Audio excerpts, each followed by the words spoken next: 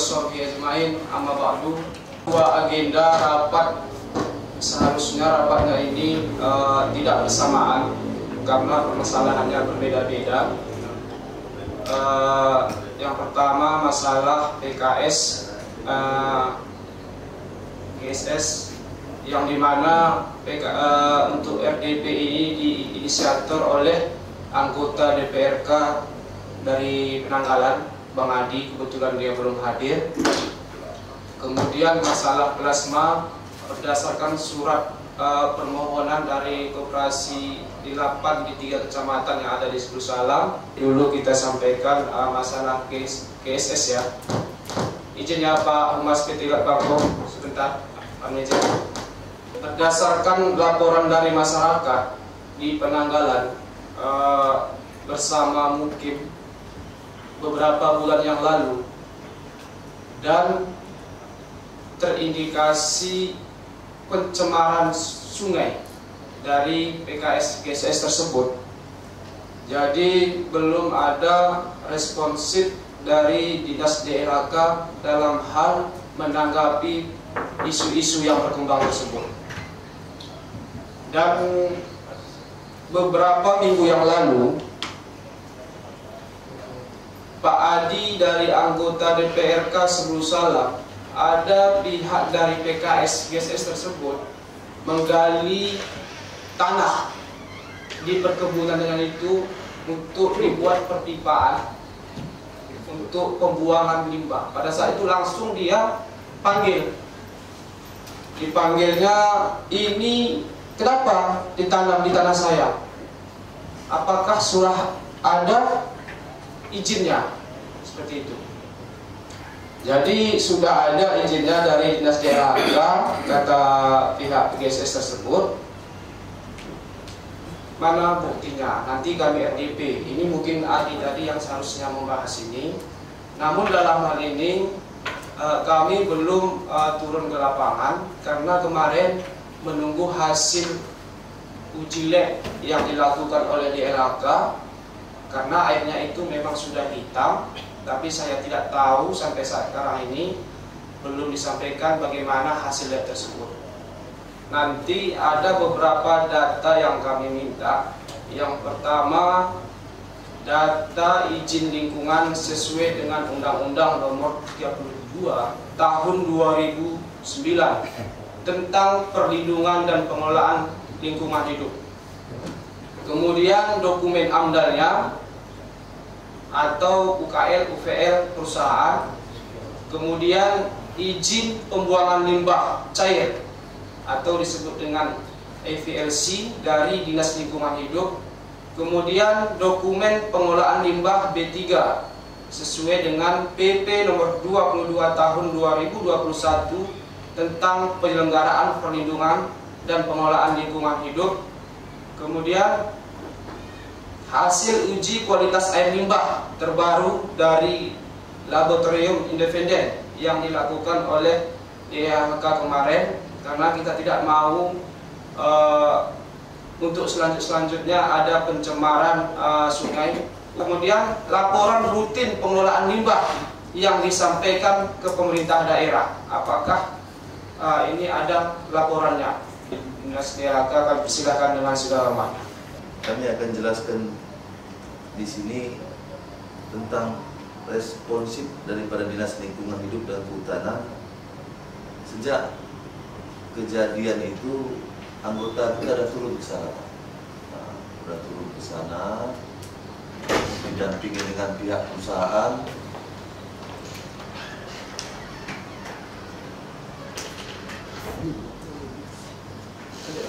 Ya, anggota kita dulu sana didampingi dengan pihak perusahaan pun, biar jangan nanti timbul miskomunikasi apa kejadian sebenarnya.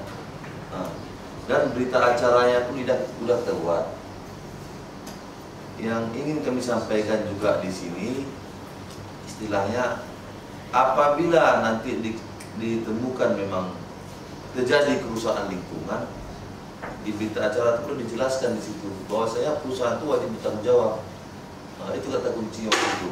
Kemudian data-data yang diperlukan nanti akan kami sampaikan semua nanti Pak, termasuk izin lingkungan, dokumen AMDAL, izin pembuangan limbah cair ini, dokumen pengolahan limbah B3, uji kualitas air itu kami minta nanti, dan laporan rutin pengolahan limbah.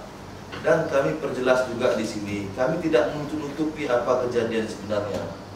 Termasuk berita acara pengawasan pemeriksaan kami itu pun Pak, ditandatangani sama perusahaan, ditandatangani istempel perusahaan juga, ditandatangani dinas tugas kami. Apa yang aku minta itu Pak Dewan. Makanya kami terbuka aja apa adanya.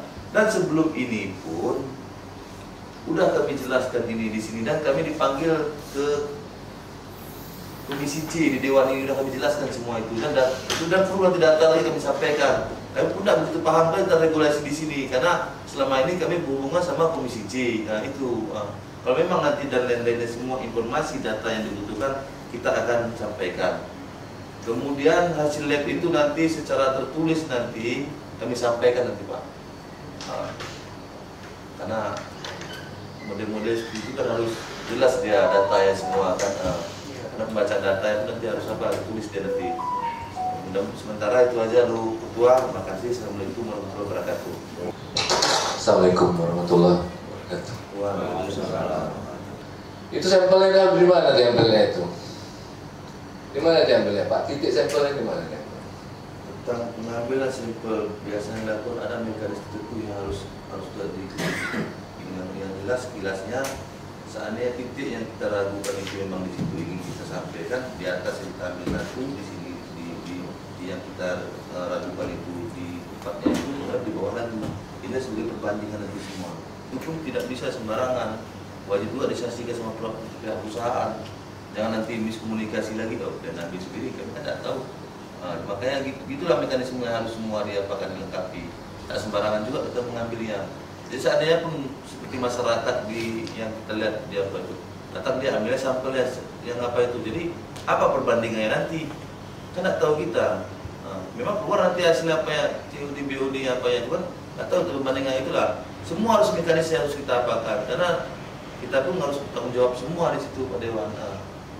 Ada berita acaranya apalagi itu, perusahaan harus tahu itu jelas dia. Dibilang kalau misalnya saya pernah tahu tentang sebenarnya saya nggak tahu. Memang saya tinggal situ. Kemudian saya rasa itulah zaman berkembang, teknologi berkembang. Saya rasa tidak ada perlu lagi lah kalau misalnya kita coba buang-buang limbah. Dibuatlah satu udah perlu dipikirkan oleh perusahaan-perusahaan apa ini, perusahaan-perusahaan sawit ini. Gimana caranya? Limbah-limbah itu memang nggak cuma di lingkungan. Ya, sedikit kami memberikan informasi dari atas nama pemerintah melalui pimpinan. Kita bahas terkait dengan PT GSS. Memang benar informasi baik itu aduan masyarakat atau ada live streaming pada saat itu melalui Facebook terkait dengan limbah yang tepatnya di Sungai Lekombi. Kalau tidak salah kami itu pada hari Sabtu, kalau nggak salah Sabtu atau Jumat itu ada aduan masyarakat ya, di Desa Pegayo ya.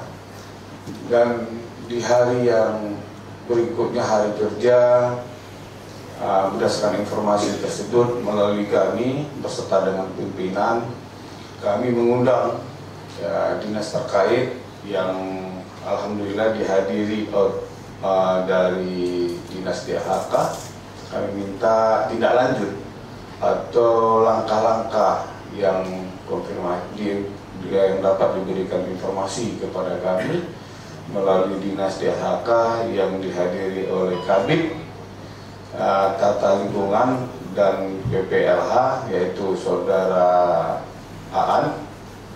Ya, dengan pada hari itu beliau menyampaikan kepada kami terkait tindak lanjut atau informasi yang terjadi dampak limbah dan mengakibatkan seperti ada air sungai di Lekombi itu berminyak. Dan pada hari Minggu, tepatnya bulan Februari, di tahun 2025 itu pukul 14 sampai dengan 18 WIB yang mereka sudah turun di lokasi dan melihat kondisi air pada saat itu. Ya, informasi dari saudara Aan itu alhamdulillah tidak dikategorikan limbah karena mereka sudah membuat berita acara beserta dengan hasil labnya. Karena gini, Bapak Dewan yang terhormat, di perusahaan biasanya dari kolam 1 sampai kolam 14. Di kolam 14 itu sudah biasanya ya, dari beberapa bulan atau per 3 bulan sekali itu di kolam 14 itu udah kategori tidak ada pencemaran. Bahkan yang kami dapat informasi, yang pernah pun saya turun ke beberapa perusahaan juga melihat kondisi dan ikan bisa hidup di kolam 14 itu. Ikan pun boleh bisa hidup di kolam 14 itu. Nah, biasanya kalau ada luapan, ya mungkin itu ada dalaman kolam tersebut ada batasnya, Bapak Dewan yang terhormat. Jika memang ada curah hujan, nah biasanya itu memang meluap, tapi itu tidak berisiko pada lingkungan di sekitar.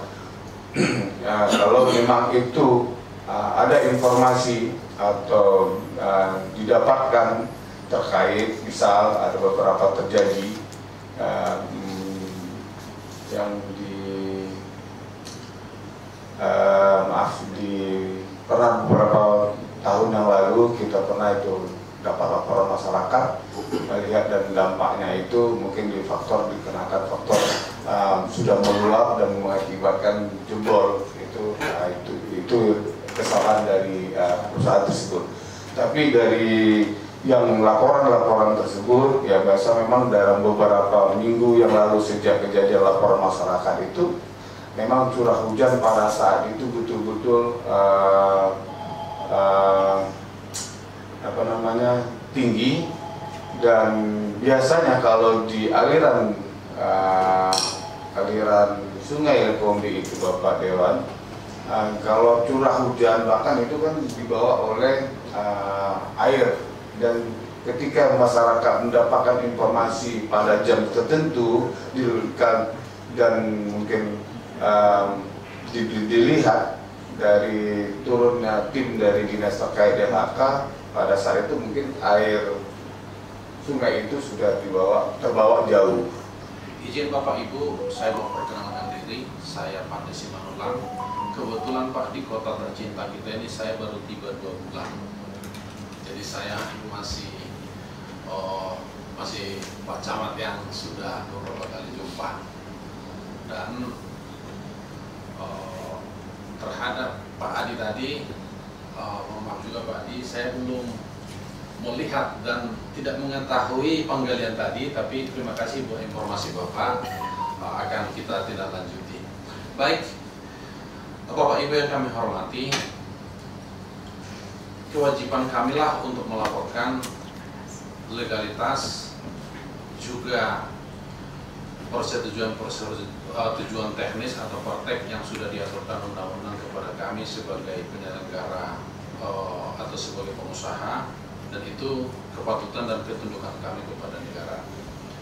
Dan yakinlah Pak Ketua, data-data yang Bapak minta itu pasti sudah kami serahkan, dan untuk Komisi B nanti kalau memang dibutuhkan juga akan kami serahkan Pak. Dan tapi mohon maaf, kami mohon waktu mungkin setelah Lebaran Pak Ketua. Kemudian masukan tadi masalah CSR, iya kami akui memang yang Pak Ketua sampaikan benar. Terima kasih buat masukannya, akan kami modifikasi untuk lebih banyak jangkauan ke depan. Pak Adi, mungkin Pak setelah ini nanti saya izin minta nomor kontak Bapak, bisa kita berdiskusi nanti Pak tentang yang case yang itu tadi, bisa kita Pak cari solusi nanti yang terbaik untuk itu. Kebetulan di GSS itu Pak, kami ada beberapa departemen yang mengurusi teknis, yang mengurusi perizinan. Kebetulan saat ini saya Pak yang mengurusi perizinan. Nah, kalau hal-hal teknis nanti yang sudah Bapak sampaikan tadi, saya butuh waktu Pak, nanti akan berdiskusi dengan manajer teknis untuk hal itu Pak. Selama ini perusahaan GSS terlalu semena-mena melakukan apalagi terhadap lingkungan. Itu perlu saya buktikan. Ada parit dulu itu 2 meter cuma ke Lekombi namanya. Tetapi di lahan adik saya itu sekarang itu paritnya sudah mencapai 10 meter. Lebih kurang, bahkan lebih lah dari 10 meter. Yang kedua, selama ini ya evaluasi tentang AMDAL-nya GSS perlu kita evaluasi kembali lah ketua. Masalah HGB-nya pun bermasalah itu ketua. Artinya supaya terang-menerang, tidak ada pembenaran pipa itu membuang limbah ke sungai melalui pipa. Apa fungsinya kolam-kolam yang dibangun di dalam pabrik itu? Tidak ada pembenaran pipa langsung buang limbah ke sungai, limbah apapun namanya. Nah, perlu nanti kita cross check itu Pak. Soalnya limbah ini melalui parit yang sudah ada dan sampai sekarang beratnya pipa ini mengarah ke Telekondi. Ya kalau memang parit ini tempat pembuangan limbah, mengapa lagi muncul ada pipa? Itu satu pertanyaan. Kalaulah memang tidak itu limbah berbahaya, ya kita gunakan aja parit yang ada. Tapi selama ini ya pabrik selalu melakukan semena-mena, tidak ada koordinasi. Setelah terjadi, ya kalau rasa apanya Pak, pabrik ini selalu mengerjakan sesuatu dengan cara maling lah kayak gitu. Ya kebetulan Nandina ketua anggota dewan juga mendapatkannya terjadi di lapangan. Tidak ada koordinasi, melakukan semena-mena, kedapatan baru kita maaf. Memang kami masyarakat Penanggalan diam sekarang. Tapi jangan sempat nanti bom waktu akan terjadi, pabrik itu akan bisa tutup. Gara-gara ya kesewenang-wenangan pimpinan GSS pada saat ini. Tolonglah koordinasi apabila melakukan sesuatu, apapun bentuknya, baik itu pembuangan limbah ataupun yang lain-lain yang menyangkut masyarakat luas, supaya jangan sempat konflik dulu terjadi baru kita rapat.